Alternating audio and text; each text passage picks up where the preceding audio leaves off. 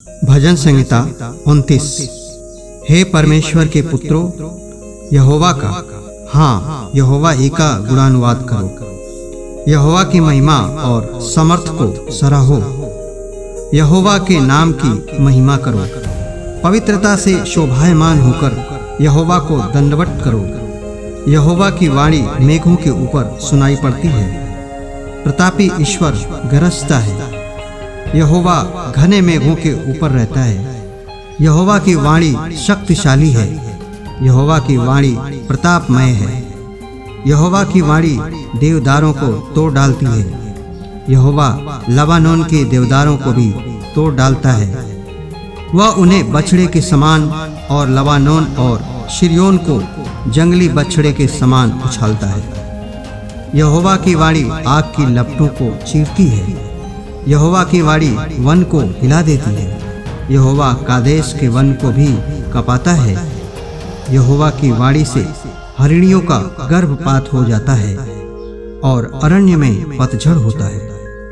और उसके मंदिर में सब कोई महिमा ही महिमा बोलता रहता है। जल प्रलय के समय यहोवा विराजमान था और यहोवा सर्वदा के लिए राजा होकर विराजमान रहता है।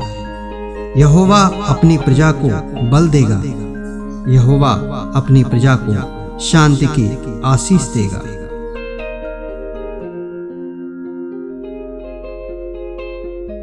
यिर्मयाह अध्याय 10 वचन 12 से 16 तक। स्तुति का गीत।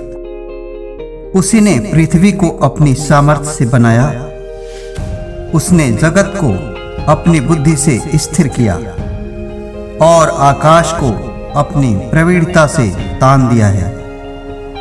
जब वह बोलता है तब आकाश में जल का बड़ा शब्द होता है और पृथ्वी की छोर से वह कोहरे को उठाता है। वह वर्षा के लिए बिजली चमकाता और अपने भंडार में से पवन चलाता है। सब मनुष्य पशु सरीखे ज्ञान रहित हैं। अपनी खोदी हुई मूर्तों के कारण सब सुनारों की आशा टूटती है, क्योंकि उनकी ढाली हुई मूर्तें झूठी हैं और उनमें सांस ही नहीं है। वे व्यर्थ और ठट्ठे ही के योग्य हैं। जब उनके दंड का समय आएगा तब वे नष्ट हो जाएंगे, परंतु याकूब का निज भाग उनके समान नहीं, क्योंकि वह तो सबका सृजनहार है और इज़राइल उसके निज भाग का गोत्र है। सेनाओं का यहोवा उसका नाम है।